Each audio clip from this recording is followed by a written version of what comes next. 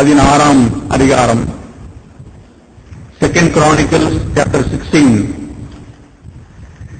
இங்கே ஒரு வார்த்தையை 2-3 வாரங்களுக்கு முன்பாக நாம் சபையிலே கேட்டோம். அதிலிருந்து ஆவியானவர் இந்த வார்த்தையை மறுபடியுமாய் எனக்கு காண்பித்துக் கொண்டே இருக்கிறார். 2 நாளாகமம் 16ஆம் அதிகாரம் 9ஆம் வசனம். தம்மை பற்றி 560வது பக்கம் பழைய ஏற்பாட்டில், தம்மை பற்றி உத்தம இருதயத்தோடு இருக்கிறவர்களுக்கு தம்முடைய வல்லமையை விளங்க பண்ணும்படி கர்த்தருடைய கண்கள் பூமி எங்கும் உலாவிக் கொண்டிருக்கிறது.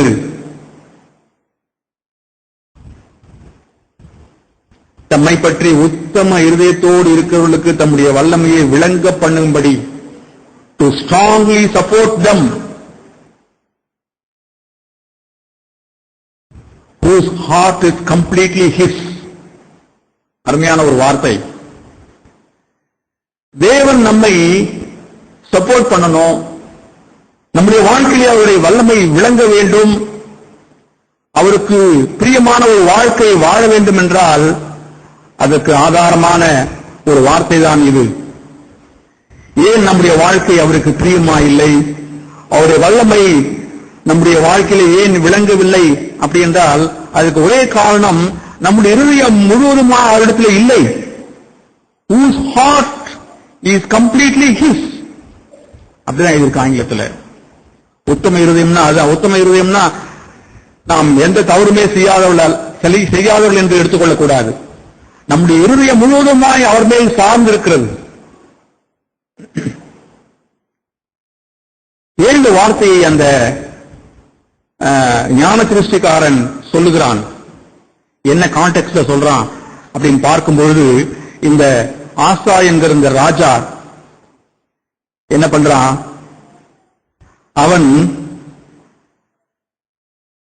அவனுடைய பிதாவாகிய அபியா இறந்தபோது இவன் அந்த ஸ்தானத்துக்கு வந்தான். 14ஆம் அதிகாரத்தை திருப்புங்க. 14ஆம் அதிகாரம் 1 வசனத்தில், அபியா தன் பிதாக்களோடு நித்திரை அடைந்த பின் அவனை தாவீதின் நகரத்தில் அடக்கம் பண்ணினார்கள். அவன் ஸ்தானத்திலே அவன் குமாரனாகிய ஆசா ராஜாவானான். இவனுக்கு அந்த ராஜ பட்டம் கிடைக்கிறது அவனுடைய தகப்பன் இறந்த பிறகு. ஆசா 2ஆம் வசனம், தன் தேவனாகிய கர்த்தரின் பார்வைக்கு நன்மையும் செம்மையுமானதை செய்தான். நல்லவிதமாய் தன்னுடைய வாழ்க்கையை ஆரம்பித்தான். அவன் அந்நிய தேவர்களின் பலிபீடங்களையும் மேடைகளையும் அகற்றி சிலைகளை உடைத்து விக்கிர தொகுப்புகளை வெட்டி தங்கள் பிதாக்களின் தேவனாகிய கர்த்தரை தேடவும் நியாயப்பிரமாணத்தின்படியும் கற்பனையின்படியும் செய்யவும் யூதாவுக்கு கற்பித்து யூதாவுடைய எல்லா பட்டணங்களிலும் இருந்து மேடைகளையும் விக்கிரங்களையும் அகற்றினான். அவனுக்கு முன்பாக ராஜ்யம் அமெரிக்கையா இருந்தது. யூதா தேசத்தின் ராஜா இவன். அப்பொழுது தேசம் 2ஆக பிரிந்திருந்தது, யூதா இஸ்ரவேல் அப்படின்னு சொல்லி. யூதா தேசத்தில் 2 கோத்திரங்கள், இஸ்ரவேலில் 10 கோத்திரங்கள். யூதா தேசத்துக்கு ராஜாவா இருக்கிறான் இவன். இவனுடைய வாழ்க்கை நல்ல விதமாய் ஆரம்பிக்கிறது. இவன் தேவனை தேட தன்னை ஒப்புக் கொடுக்கிறான். அப்போது எல்லாம் அமைதியா இருக்கிறது. அப்போ என்ன நடக்கிறதுன்னு சொன்னா, இவன் அநேக காரியங்களை நடப்பிக்கிறான்.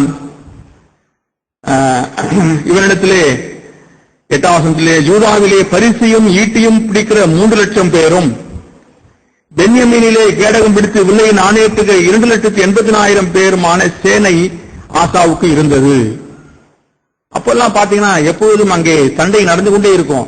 யூதா தேசத்துக்கும் இஸ்ரவேல் தேசத்துக்கும் சிரியா தேசத்துக்கும் எத்தியோப்பியா தேசத்துக்கும் சண்டைகள் நடந்து கொண்டே இருக்கும். அப்போ அவர்கள் போர் வீரர்களை ஆயத்தம் பண்ணி, போர் கேடயங்களை ஆயத்தம் பண்ணி வைத்துக் கொள்ள வேண்டிய நிலையில இருந்தார்கள். இவர்களும் அப்படித்தான் வைத்துக் கொண்டிருந்தான். அப்ப என்ன நடக்குது அப்படின்னா, 9ஆம் வசனத்துல, அவளுக்கு விரோதமாக எத்தியோப்பியன் ஆகிய சேரா 10 லட்சம் பேர்கள் சேர்ந்த சேனையோடு 300 ரதங்களோடும் புறப்பட்டு மரேசா மட்டும் வந்தான். இவனுக்கு விரோதமாய் அங்கே ஒரு சண்டை எழும்புகிறது. எத்தியோப்பியா தேசத்தானாகிய சேரா வருகிறான். 10 லட்சம் பேரோட வர்றான். இவன்கிட்ட அந்த அளவுக்கு சேனைகள் இல்லை. என்ன செய்யறான்? 11ஆம் வசனத்துல, ஆசா தன் தேவனாகிய கர்த்தரை நோக்கி கூப்பிட்டு, கர்த்தாவே, பலமுள்ளவனுக்காயிலும் பலனற்றவனுக்காயிலும் உதவி செய்கிறது உமக்கு லேசான காரியம். தன்னுடைய நெருக்கத்திலே, தன்னுடைய தேவையிலே இவன் செய்கிற காரியம் உத்தமமாயிருக்கிறது. எங்கள் தேவனாகிய கர்த்தாவே, எங்களுக்கு துணை நில்லும். உம்மை சார்ந்து உம்முடைய நாமத்தில் ஏராளமான இந்த கூட்டத்துக்கு எதிராக வந்தோம். கர்த்தாவே, நீர் எங்கள் தேவன், மனுஷன் உம்மை மேற்கொள்ள விடாதேயும் என்றான். இப்படி அவன் ஜெபிக்கிறதுனால தேவன் அவனுக்கு உதவி செய்கிறார். தேவனை அவன் சார்ந்து கொண்டு, தேவனை நம்பி அந்த போரை எதிர்கொள்ளும் பொழுது தேவன் அவனுக்கு உதவி செய்கிறார். அப்பொழுது கர்த்தர் 12ஆம் வசனம், அந்த எத்தியோப்பியரை ஆசாவுக்கும் யூதாவுக்கும் முன்பாக முறியடித்ததினால் எத்தியோப்பியர் ஓடி போனார்கள். ஓடி போயிட்டாங்க. இவனுக்கு வெற்றி கிடைக்கிறது. தேவன் இவர்கள் பட்சத்திலே எழுந்து இவர்களுக்காக யுத்தம் செய்கிறார். ஆசாவுக்காக, ஆசாவினுடைய தேசத்தாருக்காக. அவன் தேவனை தேடின போது, தேவனை சார்ந்து கொண்ட பொழுது, அப்போ ஓதேதின் குமாரனாகிய அசரியா 15ஆம் அதிகாரத்தில் 1ஆம் வசனத்தில் பாத்தீங்கன்னா, தேவனுடைய ஆவியானவர் அவன் மேல் வந்து என்ன சொல்றார் பாருங்க.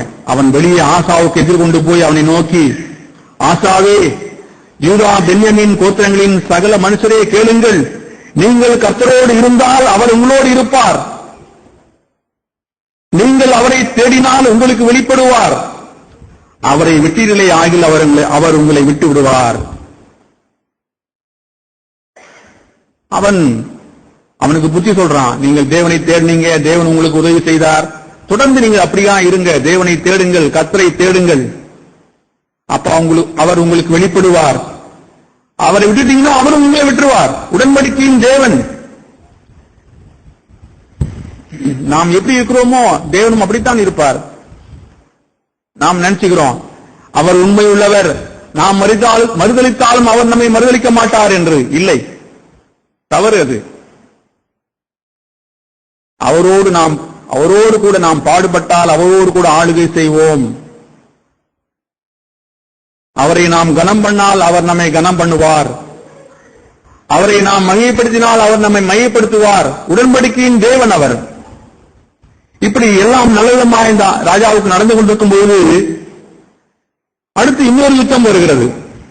அந்த யுத்தம் இஸ்ரவேல் ராஜாவிடத்தில் வருகிறது. 16ஆம் அதிகாரம். ஆசா அரசாண்ட 36ஆம் வருஷத்திலே இஸ்ரவேலின் ராஜாவாகிய பாஷா யூதாவுக்கு விரோதமாய் வந்து ஒருவரும் யூதாவின் ராஜாவாகிய ஆசாவினிடத்தில் போக்கும் வருத்தமாய் இராதபடிக்கு ராமாவை கட்டினான். அப்படியே நிற்கிறான் அவங்க தேசத்தை, யாரும் போய் வரக்கூடாதபடிக்கு. அப்படிலாம் அந்த காலத்துல செய்வாங்க. ஒரு முற்றுகை போட்டுருவாங்க. யாரும் போக முடியாது, வர முடியாது. உள்ளே இருக்கிறவர்கள் கஷ்டப்படுவாங்க, தண்ணீர் இல்லாம, உணவில்லாமல். அப்போ என்ன செய்யலாம் பாருங்க. இவனை என்ன செய்திருக்கணும் இந்த ராஜா? இவனுக்கு ஒரு அற்புதத்தை தேவன் முதலாவது செய்திருக்கிறார். திரண்ட சேனைகளோடு வந்த அந்த எத்தியோப்பிய ராஜாவுக்கு எதிராக இவன் தேவனை தேடின போது தேவன் இவனுக்கு உதவி செய்தார். இப்பொழுதும் இவன் அதையத்தான் செய்திருக்க வேண்டும். இந்த பாஷா என்ற ராஜா வந்த போதும் கூட இவன் மறுபடியுமாய் தேவன் எனக்கு உதவி செய்தாரே என்று தேவனை தேடியிருக்க வேண்டும். இவன் என்ன செய்கிறான் பாருங்க. அப்பொழுது ஆசா 2ஆம் வசனம், கர்த்தருடைய ஆலயத்திலும் ராஜாவின் அரண்மனையிலும் உள்ள பொக்கிஷங்களில் உள்ள வெள்ளியும் பொன்னும் எடுத்து தமஸ்குவில் வாசம் பண்ணுகிற பெனதாத் எனும் சீரியாவின் ராஜாவினிடத்துக்கு அனுப்பி, ஒரு புறஜாதியான் சீரியா தேசத்து ராஜாவுக்கு அனுப்பி அவனை உதவிக்கு அழைக்கிறான். நீ வந்து எனக்கு உதவி பண்ணு, இப்போ நான் கஷ்டத்தில் இருக்கிறேன், என்ன வந்து இந்த பாஷா ராஜா வந்து என்னுடைய தேசத்தின் மேல் போர் தொடுக்க வர்றான் அப்படிங்கிறான். அப்படியே நடக்குது. அவன் உதவி செய்கிறான். இவனுக்கு வெற்றி கிடைக்கிறது. மனுஷிய பலத்திலே இவன் வெற்றி கொள்கிறான். ஆனால் 7ஆம் வசனத்தில் பாருங்க, அக்காலத்திலே ஞான திருஷ்டிக்காரனாகிய அனானி யூதாவின் ராஜாவை ஆசாவினிடத்தில் வந்து அவனை நோக்கி, நீர் உம்முடைய தேவனாகிய கர்த்தரை சார்ந்து கொள்ளாமல் சீரியா சீரியாவின் ராஜாவை சார்ந்து கொண்டபடியினால் சீரியா ராஜாவின் ராணுவம் ஒரு கைக்கு தப்பி போயிற்று. மிகவும் ஏராளமான ரதங்களும் குதிரை வீரரும் உள்ள எத்தியோப்பியரும் லூபியரும் மகா சேனையா இருந்தார்கள் அல்லவா? நீ கர்த்தரை சார்ந்து கொண்ட போதோ எனில் அவர்களை உமது கையில் ஒப்புக் கொடுத்தாரே. அப்போது நீ தேவனை சார்ந்து கொண்டாயே. உன்னுடைய நெருக்கத்திலே இந்த திரளான சேனைகளை நான் எப்படி எதிர்கொள்வது என்று நீ கர்த்தரை சார்ந்து கொண்டாயே. தேவன் உனக்கு உதவி செய்தாரே. இப்பொழுது ஏன் மதீனமாய் நடந்தாய்? அப்படிதான் அந்த வார்த்தை வருது. தம்மை பற்றி உத்தம இருதயத்தோடு இருக்கிறவர்களுக்கு தம்முடைய வல்லமையை விளங்க பண்ணும்படி கர்த்தருடைய கண்கள் பூமியெங்கும் உலாவிக் கொண்டிருக்கிறது. இந்த விஷயத்தில் நீ மதியில்லாதவராய் இருந்தீர். You become a fool அப்படிங்கிறான். நீ ஒரு முட்டாளாகிவிட்டாய். இப்பொழுது மனிதனை சார்ந்து கொண்டாய். ஆகையால் இது முதற்கொண்டு உமக்கு யுத்தங்கள் நேரிடும் என்றான். தேவனை சார்ந்து கொள்ளாத வாழ்க்கை சபிக்கப்பட்ட வாழ்க்கை. எப்பொழுதெல்லாம் நாம் தேவனை சார்ந்து கொள்கிறோமோ அப்பொழுதெல்லாம் தேவன் நமக்கு உதவி செய்கிறார். தேவன் நம்மை உயர்த்துகிறார். ஏதேன் தோட்டத்திலே ஆதாமின் பாவம் என்ன? அவன் தேவனை சார்ந்து கொள்ளாததுனாலதான் அந்த பாவத்தை செய்தான். தேவன் சொன்னதை கேட்காமல் தன்னுடைய புத்திக்கு இடம் கொடுத்து, சாத்தானுக்கு இடம் கொடுத்து, சாத்தான் சொன்ன வார்த்தைக்கு இடம் கொடுத்து, தேவனை சார்ந்து கொள்ளாமல் தேவன் சொன்ன வார்த்தைக்கு கீழ்ப்படியாமல் அவன் நடந்ததினால்தான் இந்த பாவத்திலே விழுந்தான். இன்றைக்கும் வீழ்ச்சியுற்ற மனிதர்களுடைய நிலைமை இப்படித்தான் இருக்கிறது. தங்களையே சார்ந்து வாழ்கிற ஒரு வாழ்க்கை, மாம்சம் மனசும் விரும்புகிறபடி வாழ்கிற ஒரு வாழ்க்கை, அதுதான் வீழ்ச்சி. என்னுடைய சித்தம், என்னுடைய விருப்பம், நான் விரும்புகிறபடிதான் இந்த உலகத்திலே வாழ்வேன் என்பதுதான் வீழ்ச்சியுற்ற மனிதனுடைய வாழ்க்கை. அதிலிருந்து ரட்சிப்பதற்கு தான் ஆண்டவர் நம்மை அழைத்தார். தேவனை சார்ந்து வாழ்கிற ஒரு வாழ்க்கைக்கு அவரும் வாழ்ந்து காட்டினார். அந்த வாழ்க்கையை நமக்கு கையளிப்பதற்கு தான் இந்த உலகத்துக்கு வந்தார். அவர் ஒரு வாழ்க்கை வாழ்ந்து காட்டினார் அந்த உலகத்திலே. அப்படிப்பட்ட ஒரு வாழ்க்கையை அவர் எப்படி வாழ்ந்தார்? யோவான் எழுதின சுவிசேஷம் 6ஆம் அதிகாரம். இந்த அதிகாரத்தை நாங்கள் புதன்கிழமை தியானித்தோம். மிக அழகாய் சகோதரன் பிரபாகர் இந்த அதிகாரத்தினுடைய வார்த்தைகளை எங்களுக்கு விலகி காண்பித்தார். அதையெல்லாம் சொல்வதற்கு நேரமில்லை. ஒரே ஒரு வார்த்தை உங்களுக்கு நான் காண்பிக்கிறேன். யோவான் எழுதின சுவிசேஷம் 6ஆம் அதிகாரம் 57ஆம் வசனம். ஜீவனுள்ள பிதா என்னை அனுப்பினது போலவும் நான் பிதாவினால் பிழைத்திருக்கிறது போலவும் என்னை புசிக்கிறவனும் என்னாலே பிழைப்பான். இந்த வாழ்க்கைக்கு தாங்க தேவன் நம்மை அழைத்திருக்கிறார். நம்மை ரட்சித்து நம்மை அழைத்திருக்கிறது இப்படிப்பட்ட ஒரு வாழ்க்கைக்கு தான். அவராலே பிழைக்கிற ஒரு வாழ்க்கை. As I live by the Father, you will live by me. இதான் மெய்யான ஆவிக்குரிய வாழ்க்கையின் லட்சணம். நம்மை நாமே சார்ந்து வாழும்போதுதான் நாம் வீழ்ச்சி அடைகிறோம். நம்முடைய பலத்திலே, நம்முடைய நம்பிக்கையிலே நாம் வாழும்போது விழுந்து போகிறோம்.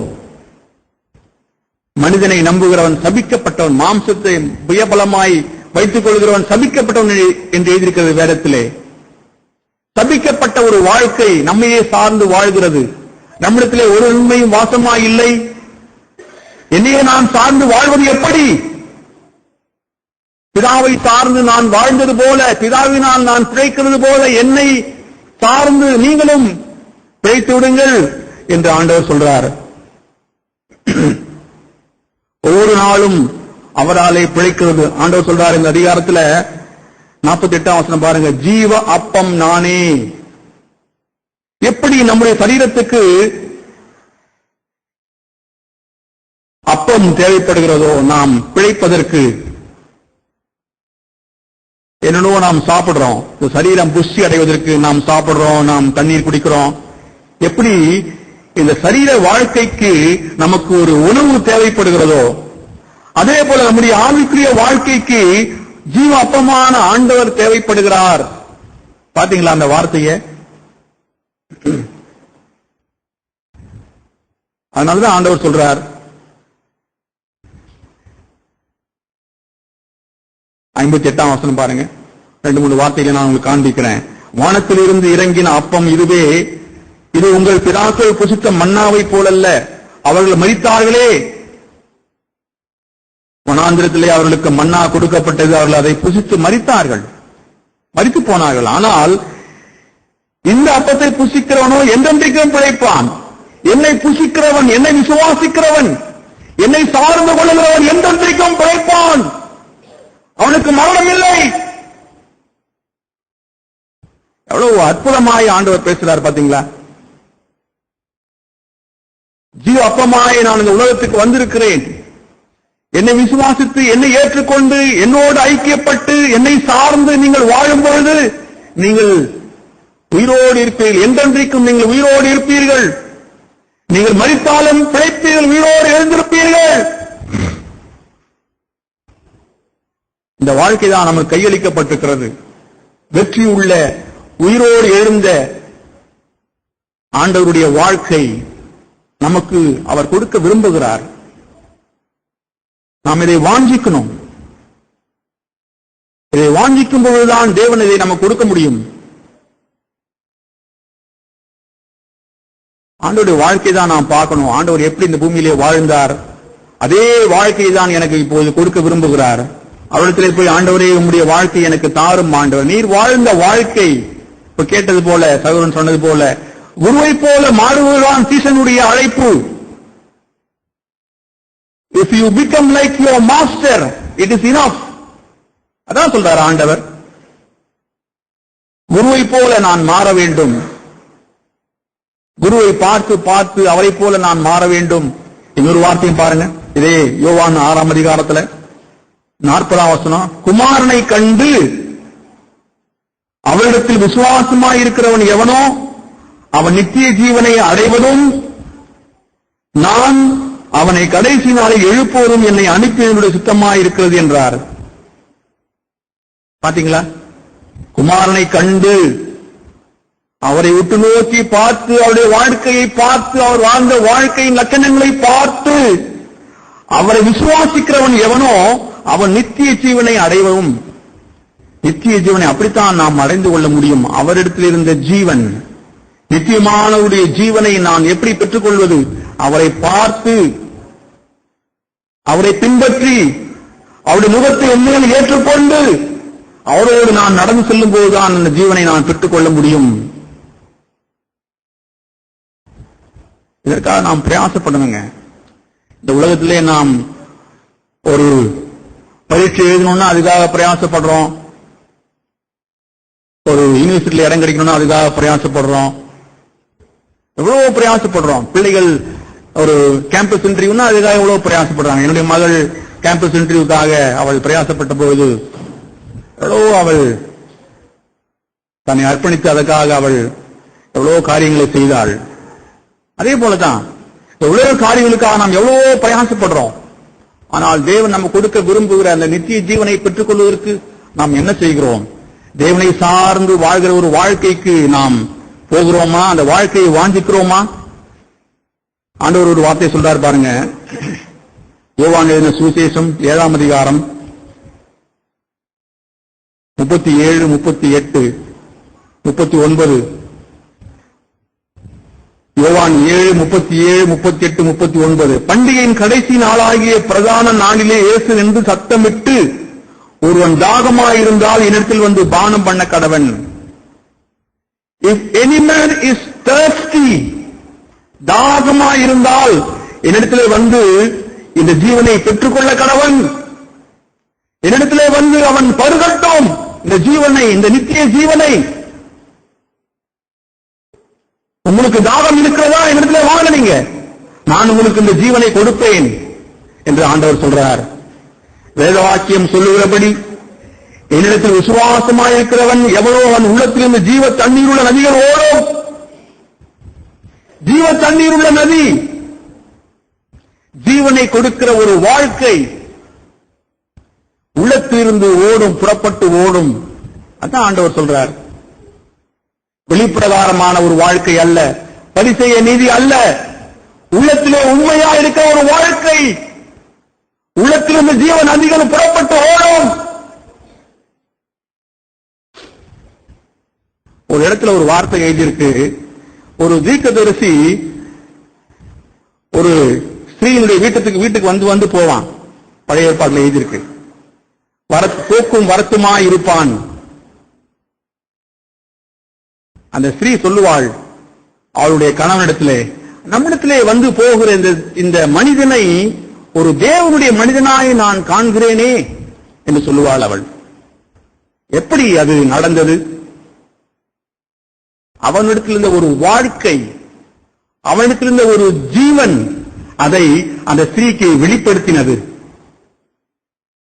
பார்ப்போம், அந்த வார்த்தையை பார்ப்போம்.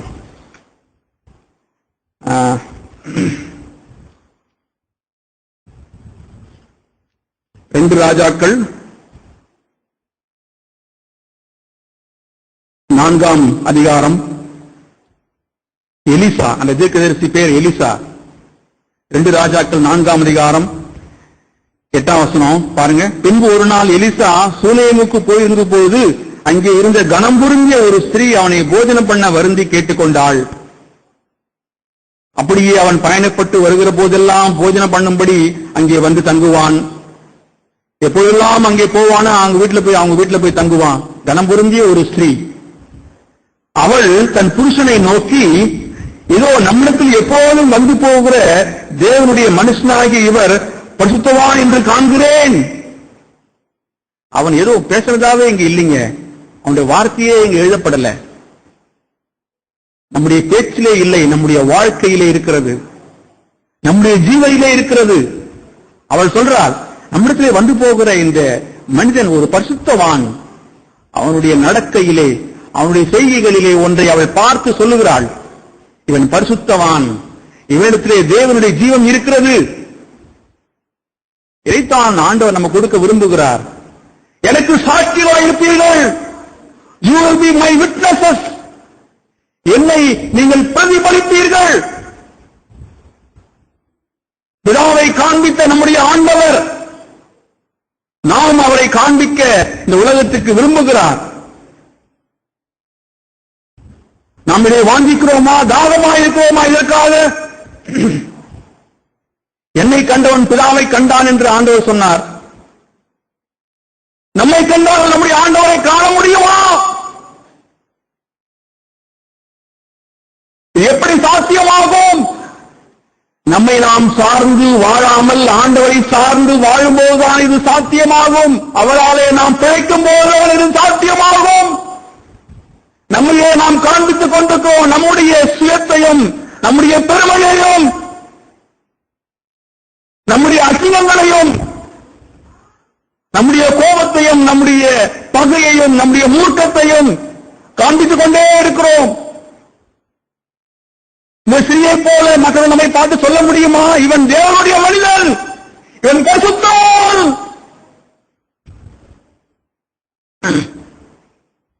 எனக்கு சாட்சிகளாக இருப்பீர்கள் இந்த பூமியிலே.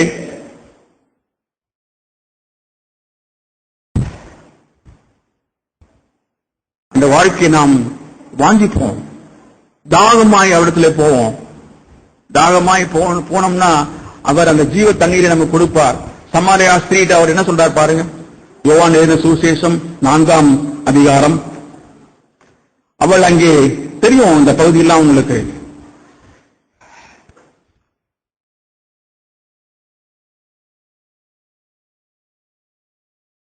தண்ணி மல்ல வர்றாள். ஆண்டவர் அவளை பார்த்து தண்ணி கேட்கிறார். அவ நீர் யூதனா இருக்க என்னிடத்துல தண்ணி கேட்கலாமா அப்படின்ற அவ. அதுக்கு அவர் சொல்றார், யோவான் 4:10 இயேசு அவளுக்கு பிரதியுத்தரமாக, நீ தேவனுடைய ஈவையும் தாகத்துக்கு தா என்று உன்னிடத்திலே கேட்கிறது என்னார் என்பதையும் அறிந்திருந்தாயானால் நீயே அவரிடத்தில் கேட்டிருப்பாய், அவர் உனக்கு ஜீவ தண்ணீரை கொடுத்திருப்பார்.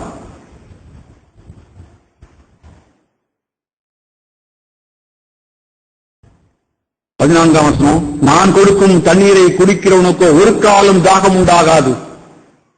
நான் அவனுக்கு கொடுக்கும் தண்ணீர் அவனுக்குள்ளே நித்திய ஜீவகாலமாய் ஊறுகிற நீரூற்றாயிருக்கும். இந்த உலகத்து தண்ணீரை குடிக்கிறவனுக்கு மறுபடியும் தாகம் எடுக்கும். இந்த உலகத்தின் இச்சைகளை அனுபவிக்கிறவர்களுக்கு மறுபடியும் தாகம் எடுக்கும். இச்சைகளினால் நாம் திருப்திப்படவே முடியாது.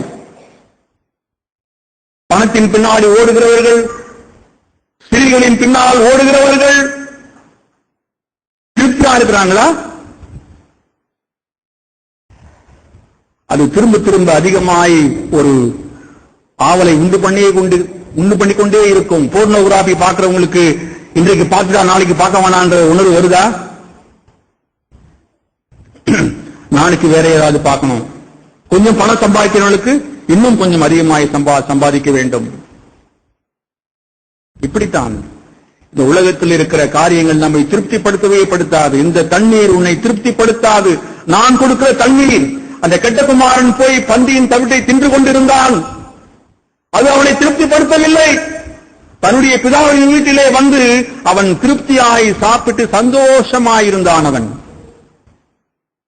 நம்முடைய தேவனுடைய வீட்டிலே வந்து நாம் அவர் கொடுக்கிற ஜீவ அப்பத்தை நாம் ஏற்றுக்கொண்டு சந்தோஷமாய் திருப்தியாயிருக்க முடியும். அவரை சார்ந்து நாம் வாழும்பொழுது அற்புதமான வாழ்க்கையை தான் ஆண்டவர் கொண்டு வந்தார்.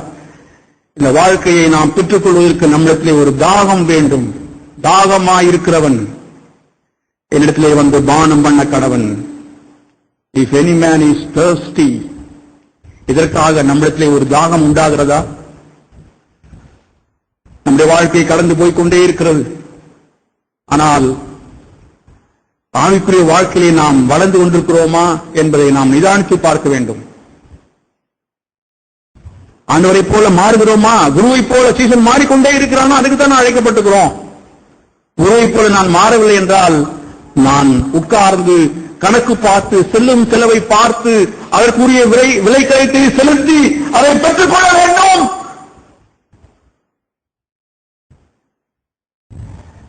ஆண்டவர் சொன்னார், உட்கார்ந்து செல்லும் செலவை பார்த்து என்னிடத்தில் நீ வாப்பா, அவசர கதியில வராத. நீ ஒரு கோபுரத்தை கட்ட நினைத்து அத பாதியில நிறுத்திட்டீங்கன்னா உன்னை பாக்குறவன்லாம்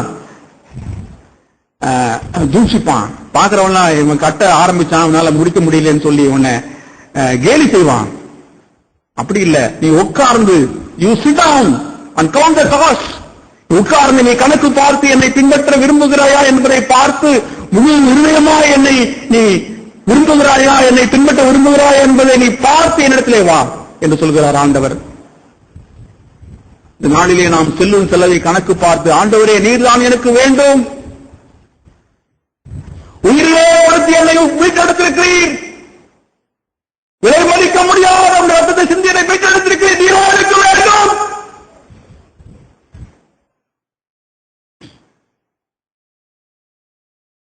சொந்த குமாரன் என்றும் பாராமல் நம் எல்லாருக்காக ஒப்புக் கொடுத்தவர், அவரை ஒப்புக் கொடுத்தவர், அவர் மூலமாக நமக்கு எல்லாவற்றையும் கொடுக்காமல் இருப்பது எப்படி? இந்த ஜீவனை நமக்கு கொடுக்காமல் இருப்பது எப்படி? இம்பாசிபிள். கண்டிப்பாய் கொடுப்பார், தாகமாய் அவரிடத்திலே போனால். ஆமென்.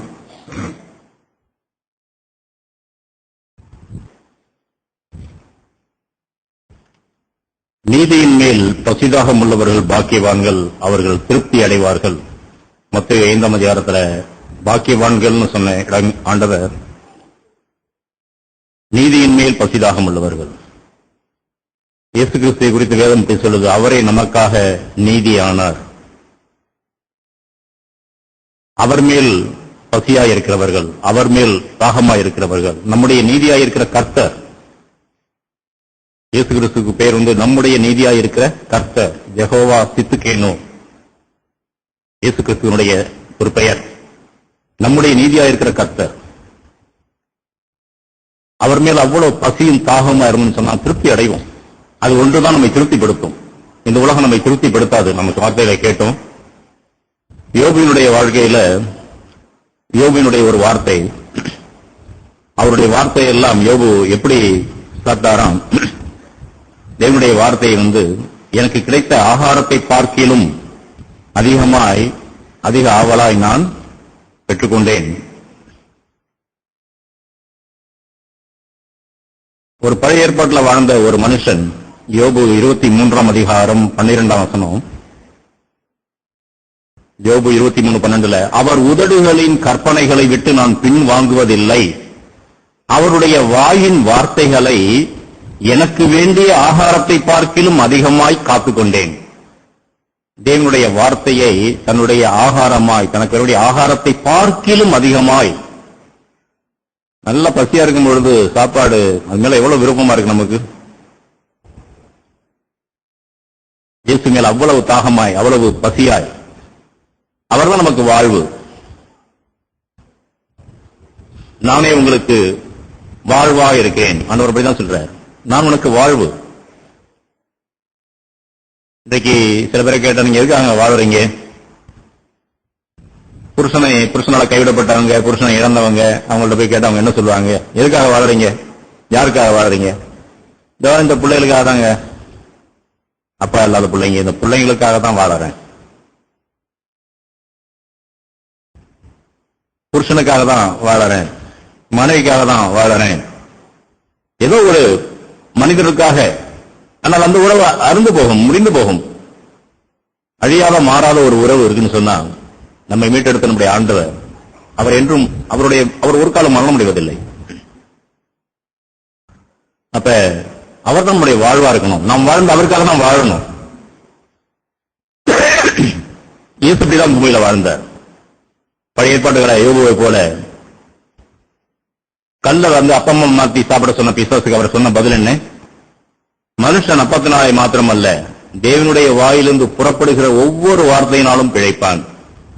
ஒவ்வொரு வார்த்தையும், புறப்படுகிற ஒவ்வொரு வார்த்தையும் அந்தந்த சூழ்நிலைகள்ல, ஒவ்வொரு வித்தியாசமான காரியங்களிலும், ஆண்டவரை நான் என்ன செய்யட்டும், பிதாவை நான் என்ன செய்ய சுத்தமா இருக்கிறீர், நான் என்ன பேச வேண்டும், இந்த சூழ்நிலையில் நான் எப்படி நடந்து கொள்ள வேண்டும், ஒவ்வொரு சமயமும் ஆண்டவரத்தில் போகும் பொழுது அவர் தருகின்ற வார்த்தை, அவருடைய வார்த்தை, அவருடைய ஆலோசனை, அவர் கொடுக்கின்ற ஞானம், இதனாலே பிழைக்கிறது. சூழ்நிலை என்னோட சோதனைகள் நெருக்கி வருது. ஒரு பெரிய ராட்சசனை போல இருக்கு. பாலி இச்சை மேற்கொள்ள வருது, பண ஆசை மேற்கொள்ள வருது, பொறாமை மேற்கொள்ள வருது, பெருமை மேற்கொள்ள வருது, சுயநலம் மேற்கொள்ள வருது. எல்லாம் பெரிய பெரிய ராட்சசங்களா வருது. சோதிக்கப்படுற வேலையில என்ன செய்வோம்? நம்முடைய பார்வைக்கு நாம ஒரு சிறிய தாவீதை போல இருக்கலாம், இருக்கிற இச்சைகள் பெரிய கோலியாத்தை போல இருக்கலாம். ஆனாலும் என்ன, நமக்கு உதவி செய்யும்படிக்கு நம்மோடு கூட ஒருவர் இருக்கிறார், நம்மை பலப்படுத்துகிற ஒருவர் இருக்கிறார். அவராலே என்னை பலப்படுத்துகிற கிறிஸ்துவினாலே, எனக்கு ஜெயம் கொடுக்கிற கிறிஸ்துவினாலே அப்படின்னு நாம் ஆண்டவரை சார்ந்து கொள்ளும் பொழுதோ, அது ஒரு சிறிய கவன்கல்லா கூட இருக்கலாம், அது ஒரு பெரிய கோலியாத்தினுடைய நெற்றியை பலம் பார்க்கும். தேவன் நமக்கு கொடுக்கிற கிருபையானது எந்த இச்சைகளை மேற்கொள்ளக்கூடிய வலிமை நமக்கு கொடுக்கும். உங்களுக்கு தெரியுமா? பாவம் செய்யாம இருக்கணும்னு இருக்கிற ஆசை, உங்களுக்கு இருக்கிற ஆசையை விட நீங்க பாவம் செய்யாம இருக்கணும்னு நம்முடைய தகப்பனாகிய தேவனுக்கு அதிகமான ஆசை இருக்கு. ஆண்டவரே பாவம் செய்யாம இருக்க விரும்புறாண்டவர், இந்த பாவத்தை விடுவியும் ஆண்டவரே நீங்க போனீங்கன்னா, அதை கொடுப்பதற்கு அவர் அதிக வாஞ்சி உள்ளவராய் இருக்கிறார். நம்மை பாவத்திலிருந்து விடுவிப்பதற்கு நம்மை காட்டிலும் அவர் அதிக ஆவல் உள்ளவராய் இருக்கிறார். இதான் நற்செய்தி. எத்தனை சூழ்நிலையில் நான் பார்த்திருக்கேன். கால் அப்படி சறுக்கிற மாதிரி இருக்கும், சோதனையில விழுந்துற மாதிரி ஒரு சூழ்நிலை இருக்கும். தேவன் தம்முடைய சர்வ வல்லமையின் பிரகாரம் தடுத்து நிறுத்துவார். ஒரு தடை ஏற்படுத்துறவங்க உடனே உணர்ந்து, தேவனுடைய காரம் என்னை தடுக்குது, நான் பாவம் செய்யாதபடியே வர என்னை தடுக்கிறார். பழைய ஏற்பாடுல ஆதியிலிருந்து தேவனுடைய இறுதி அப்படிதாங்க இருக்கு. ஆதி அமத்துல பாத்தீங்கன்னா, ஆபிரகாமினுடைய மனைவிய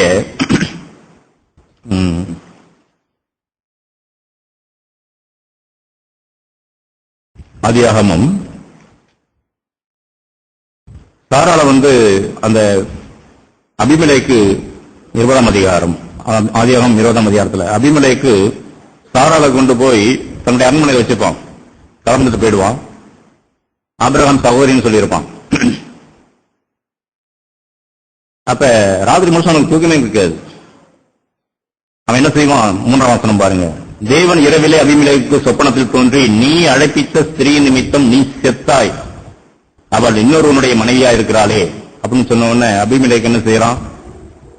அவளை சேராதிருந்தான். ஆகையால் அவன், ஆண்டவரே, நீதியுள்ள ஜனங்களை அழிப்பீரோ? இவள் தன் சகோதரி என்று அவன் என்னுடைய சொல்லலையா? அவன் தன் சகோதரன் என்று இவளும் சொன்னாரே, உத்தம இருதயத்தோடும் சுத்தமான கைகளோடும் இதை செய்தேன் என்று சொன்னான். அப்பொழுது தேவன், 6ஆம் வசனம் பாருங்க, உத்தம இருதயத்தோடு நீ இதை செய்தாய் என்று நான் அறிந்திருக்கிறேன். நீ எனக்கு விரோதமாக பாவம் செய்யாதபடிக்கு உன்னை தடுத்தேன். ஆகையால் நீ அவளை தொட நான் உனக்கு இடம் கொடுக்கவில்லை. அபிமெலேக்கினுடைய இதயத்தை பார்க்கிறார். இந்த மனுஷன் ராஜா தான், எத்தனையோ பெண்களோடு சேர்க்கிறவன் தான், ஆனால் இன்னொருத்தனுடைய மனைவியை தொட மாட்டான். உத்தம இருதயத்தோட தான் தேவன் பார்க்கிறார். புறஜாதியான ஒரு ராஜாவினுடைய இருதயமானாலும் சரி, அவன் ஒரு காரியத்தை அவன் பெற்ற ஒரு வெளிச்சத்துல அவனுக்கு தன் மனைவி இல்லாம இன்னொரு மனைவியை பார்க்கிறது விபச்சாரம் தெரியாது. ஒரு ஸ்திரீ இச்சையோடு பார்த்த விபச்சாரம்லாம் அவனுக்கு தெரியாது. அவனுக்கு தெரிஞ்சது என்ன? இன்னொருத்த மனைவியோட நம்ம தொடக்கூடாது. இவ ஆபிரகாமுடைய சகோதரி. இவட்ட போய் கேட்டா, ஆமா அவன் ஆபிரகாம் சகோதரன் சொன்னான். ரைட், உத்தம இருதயத்தோடு செய்யறன்னு அவன் அவளை சேர பார்க்கிறான். ஆனா தேவன் அவனை நீ செத்தாயின்னு சொல்லி எச்சரிக்கிறார். நீ தேவன் சொல்ற அவருடைய இருதயம் பாருங்க, நீ எனக்கு விரோதமாய் பாவம் செய்யாதபடிக்கு உன்னை தடுத்தேன். அந்த அபிமெலேக்கு சாராளுக்கு தான் விரோதமா பாவம் செய்ய போறான். ஆனா தேவன் அது என்ன சொல்றாரு? எனக்கு விரோதமாய் பாவம் செய்யுது. நாம் செய்யற ஒவ்வொரு பாவமும் நாம் நினைக்கிறோம் இன்னொரு மனுஷனுக்கு விரோதமான பாவம், அல்லது யாரையும் நாம் பாரப்படுத்தலங்க, நான் என்னையே தான் எடுத்துக்கிறேன், யாருக்கு விரோதமா பேசுறேன், எனக்கு விரோதமா நான் பாவம் செஞ்சுக்கிறேன் அப்படின்னு சொன்னாலும் கூட தேவன் அதை அப்படி பார்க்கல. பாவத்தை எப்படி பார்க்கிறார்? எந்த மனுஷன் செய்தாலும் அதை அவருக்கு விரோதமாக ஒரு பாவமாக பார்க்கிறார். எனக்கு விரோதமாய் பாவம் செய்யாதபடிக்கு உன்னை நான் தடுத்தேன். இப்ப தேவன் தடுக்கிறவர். அவர் நேர்மையான இதயத்தில் இருக்கணும். சரி, ஒரு வார்த்தை உங்களுக்கு காண்பிக்கிறோம். 2 கொரிந்தியர் 3ஆம் அதிகாரம், 2 கொரிந்தியர் 3 ஒரு அருமையான வார்த்தை. இது ஏதோ ஊழியக்காரர்களுக்கு அப்படின்னு கிடையாதுங்க. புதிய உடன்படிக்கை எல்லாருமே ஊழியக்காரரும் ஊழியக்காரிகளுமாக தேவன் மாற்றி இருக்கிறார். நம்ம எல்லாருமே தேவனுக்கு ஆவிக்குரிய பலிகளை செலுத்துகிற ஆசாரியர்கள், ஊழியர்கள். அப்ப புதிய உடன்படிக்கையினுடைய ஊழியர்கள் அப்படின்னு சொன்னா 5ஆம் வசனத்துல 2 கொரிந்தியர் 3ஆம் அதிகாரம் 5ஆம் வசனம். யாராவது வாசிங்க. எங்களால் வாசிங்க. எங்களால் ஏதாகிலும் ஆகும் என்பது போல ஒன்றை யோசிக்கிறதற்கு நாங்கள் எங்களாலே தகுதியானவர்கள் அல்ல. எங்களுடைய தகுதி தேவனால் உண்டாயிருக்கிறது. நம்மை தகுதிப்படுத்துகிறவர் தேவன். புதிய உடன்படிக்கையின் ஊழியக்காரராக இருக்கும்படி அவரே எங்களை தகுதியுள்ளவர் ஆக்கினார். தேவன் தான், அவரே தான் அதை செய்கிறார்.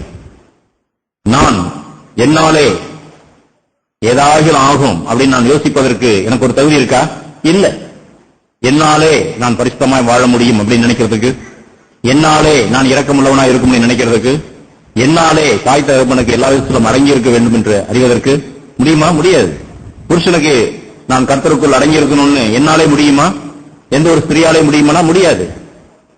மனைவியை கிறிஸ்து சபையை நேசிக்கிறது போல நேசிக்க முடியும் அப்படின்னு என்னாலே ஆகும் அப்படின்னு நான் யோசிக்க முடியுமா?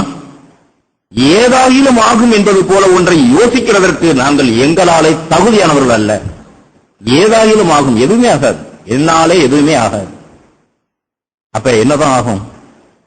பிலிப்பியர் 4ஆம் அதிகாரம் 13ஆம் வசனம். எடுத்தவங்க சத்தமா வாசிங்க. பிலிப்பியர் 4ஆம் அதிகாரம் 13ஆம் வசனம்.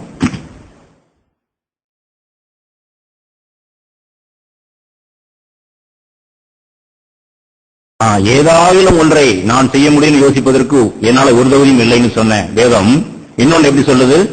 என்னை பலப்படுத்துகிற கிறிஸ்துவினாலே எல்லாவற்றையும் செய்ய எனக்கு பலனுண்டு. இதான் அவராலே பிழைகிறது. தேவனை சார்ந்து வாழறது. என்னை பலப்படுத்துகிற கிறிஸ்துவினாலே, என்னாலே அப்படின்னா எதுவுமே ஆகாதுதான். என்னை பலப்படுத்துகிற கிறிஸ்துவினாலே ஏதோ 1-2 மட்டும் இல்ல, எல்லாவற்றையும் செய்வதற்கு எனக்கு பலனுண்டு. இது நமக்கு முழக்கமா இருக்கணும். பிரியமான, நம்முடைய விசுவாசம் முழக்கமா இருக்கணும். என்னை பலப்படுத்துகிற கிறிஸ்துவினால எல்லாவற்றையும் செய்ய எனக்கு பலன் உண்டு. எனக்கு பலனால், எனக்கு பலனாக இருக்கிற கர்த்தரால். என்னை பலப்படுத்துகிற கிறிஸ்துவினாலே என் மனைவியை கிறிஸ்து சபை நேசிப்பதற்கு எனக்கு பலன் உண்டு. என்னை பலப்படுத்துகிற கிறிஸ்துவினாலே என் கணவருக்கு சபை கிறிஸ்துவுக்கு அடங்கியிருப்பது போல அடங்கியிருக்க பலன் உண்டு. என்னை பலப்படுத்துகிற கிறிஸ்துவினாலே ஒரு வாலிபனாய் பாலிய இச்சைகளை மேற்கொள்வதற்கு எனக்கு பலன் உண்டு. என்னை பயப்படுத்துகிற கிறிஸ்துவினாலே பண ஆசை இல்லாதவனாய் வாழ்வதற்கு எனக்கு பலன் உண்டு. என்னை பயப்படுத்துகிற கிறிஸ்துவினாலே, இப்படி எல்லாத்தையுமே கிறிஸ்துவினாலே நாம் ஜெயம் பெற முடியும். அவராலே பிழைக்க முடியும். இதுதான் உத்தம இருதயத்தோடு அவர் எப்போதும் சார்ந்து கொள்வது. பலம் உள்ளவன் பலம் இல்லாதவன் அப்படிங்கிறது அவருக்கு உண்மை கிடையாது. யாரா இருந்தாலும் பாடலாம் பாருங்கள்ல, லேசான காரியம் தான் தேவனுக்கு. நம்முடைய இருதயம் எங்க இருக்கு? யார் மேல இருக்கு? உத்தமமா இருக்கிறோமா? அவரை முழுமையா ஏற்றுக்கொண்டு இருக்கிறோமா? முழுமையாய் பற்றி கொண்டிருக்கிறோமா? ஆபத்து காலத்தில் அவரை நோக்கி கூப்பிடுறோமா? நம்முடைய சோதனை வேலையில தேவனை நோக்கி அவையம் விடுகிறோமா? ஆண்டவரே எனக்கு உதவி செய்யும் கூப்பிடுறோமா? என் கால் சறுக்குகிறது ஆண்டவரே அப்படி சொல்றோமா? அப்படின்னா அவர் தாங்குவார். அவருடைய கிருபை நம்மை தாங்கும். ஏசாயா புத்தகத்தில் ஒரு அருமையான ஒரு வசனம், ஏசாயா 8ஆம் அதிகாரம். இது புதிய உடன்படிக்கையில் இந்த வார்த்தையை நம்ம பார்க்கிறோம்.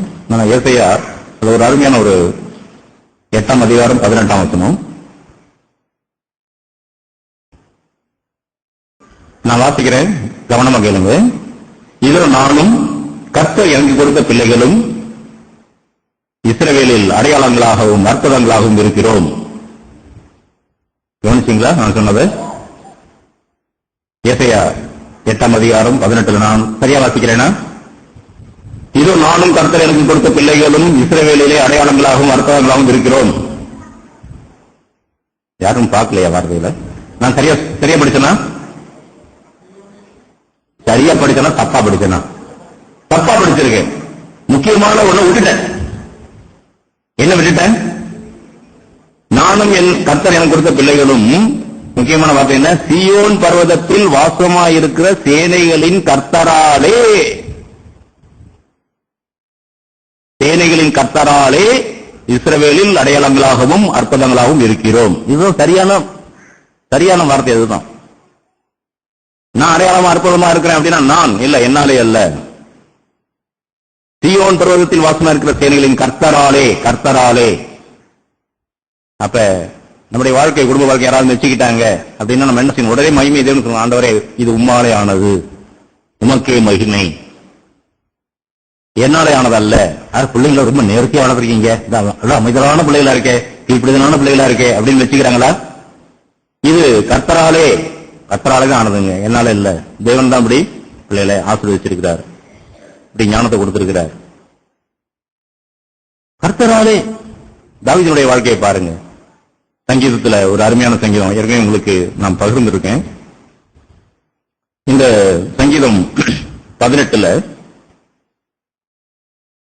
நான் அப்படின்னு சொன்னா, தாவீது தனியா இருந்தான்னு சொன்னா ஒரு பெரிய சேனைக்குள்ள அவனால பாய முடியாது. பெரிய ஒரு கோலியாத்த தாவீது ஒரு சிறுவனா இருந்து அவன் மேற்கொள்ள முடியாது. ஒரு பெரிய மதில் இருக்கு, அதை தாண்டதுங்கிறது ஒரு மனுஷனால முடியாது. ஆனா தாவீதுடைய ஸ்டேட்மெண்ட் பாருங்க, சங்கீதம் 18:29, உம்மாலே நான் ஒரு சேனைக்குள் பாய்ந்து போவேன், என் தேவனாலே ஒரு மதிலை தாண்டுவேன். யாராலே? என்னாலே இல்ல, கர்த்தராலே, உம்மாலே. தேவன் பேசுறார், உம்மாலே நான் ஒரு சேனைக்குள் பாய்ந்து போவேன், என் தேவனாலே ஒரு மதிலை தாண்டுவேன். இதுதான் நம்முடைய விசுவாச அறிக்கையா இருக்கணும் பிரியமானவர்களே. வாழ்க்கையினுடைய எந்த சோதனையா இருக்கட்டும், அது தாங்குவதற்குரிய சுய பலன் நம்மகிட்ட இல்லாம இருக்கலாம், இல்லைங்கிறதா நேர்மையா ஒத்துக்கணும். நாம நம்முடைய அறிவு திறமை யோசிக்கிறோம், நம்முடைய சாமர்த்தியத்தை யோசிக்கிறோம், இதனால சமாளிச்சலாம் சாதிச்சிடலாம்னு நினைக்கிறோம். இல்ல, எவ்வளவு அனுபவம் இருந்தாலும் சரி, ஒவ்வொரு சூழ்நிலையிலையும் ஒவ்வொரு நாளுக்குமே நமக்கு தேவன் வேண்டும். தேவன் இல்லாம, அவருடைய இரக்கம் இல்லாம, அவருடைய கிருபை இல்லாம, அவருடைய பலன் இல்லாம, அவருடைய ஞானம் இல்லாம, அவருடைய ஆலோசனை இல்லாம என்னால ஒண்ணுமே செய்ய முடியாது. இதான் ஒரு ஆவிக்குரிய எளிமையான நிலைமை, ஆவியில் எளிமையா இருக்கிறது. அப்படிப்பட்ட மனுஷன் அனுதினமா ஆண்டவர்கிட்ட போய், ஆண்டவரே என்னை நிரப்பும், எனக்கு தாரும்னு கேட்பான். உடைய வல்லமையை தாரும், உடைய ஞானத்தை தாரும், உடைய பலனை தாரும், உடைய ஆலோசனை தாரும்னு கேட்பான். ஒவ்வொரு சூழ்நிலையிலும் தேவன்கிட்ட போவான், ஆண்டவரே எனக்கு இது செய்ய முடியல, இது எனக்கு புதுசா இருக்கு ஆண்டவரே, என்னுடைய வாழ்க்கை வரையும் கடந்து போகாத ஒரு காரியமா இருக்கு, இது நான் எப்படி செய்யணும் எனக்கு சொல்லித்தாங்க அப்படின்னா ஆவியானவர் இயேசுவை காண்பிப்பார். இயேசு இந்த சூழ்நிலை எப்படி செய்தார்னு காண்பிப்பார். அப்ப நாம் விசுவாசத்தால் அவரை கிட்டி சேர்ந்து பெற்றுக்கொண்டு அவராலே, தேவனாலே, தேவனுடைய பலத்தினாலே நாம் அதை எந்த ஒரு சேனையா எவ்வளவு பெரிதா இருக்கட்டுமே, மனிதர்கள் முழுவதும் திறந்து வந்தா என்ன, ஆண்டவர் நம்ம கூட இருக்கிறார். அவன் நமக்கு வேண்டிய ஆலோசனை கொடுத்து நம்மை காப்பார். ஆக விசுவாசத்தை, தேவனை சார்ந்து கொள்றதுதான் விசுவாசம். விசுவாசத்துக்கு டெபினிஷன் தான் முழுமையாய் தன்னை தேவனிடத்தில் முழுமையா அர்ப்பணித்த ஒரு ஆத்மா, தேவனுடைய பாதத்தில் சரணடைந்த ஒரு ஆத்மா, அதுதான் ஒரு விசுவாசத்துக்கு அடையாளம். அவை அப்படிப்பட்ட ஒரு விசுவாச புருஷர்களாய் இயேசுவை பின்பற்றுவோம். இயேசு அப்படிதான் வாழ்ந்தார், அப்படிதான் அந்த வாழ்வை சுதந்திரித்தார். பிதாவாலேயே அவர் பிழைத்தார், பிதாவினாலே தான் பிழைச்சாரு. அவர் என்ன சொன்னார்? இப்ப திராட்சை செடி போல எண்ணில நிலைத்திருங்கப்பா, என்னாலே பிழைங்க, உங்களால் சுயமை ஒன்றுமே செய்ய முடியாது. ஆண்டவர் சொல்லிட்டாருன்னா நம்ம நேர்மையா ஒத்துப்போம், என்னாலே முடியாது ஆண்டவரே, அதோட விட்டுறக்கூடாது. ஆனாலும் உம்மாலே முடியும், என்னை பலப்படுத்தும், என்னை பலப்படுத்துகிற கிறிஸ்துவினாலே எல்லாவற்றையும் செய்ய எனக்கு பலன் உண்டு. அப்படிப்பட்ட விசுவாச புருஷர்களாய் நாம் இயேசுவை பின்பற்றுவோம். ஆமென்.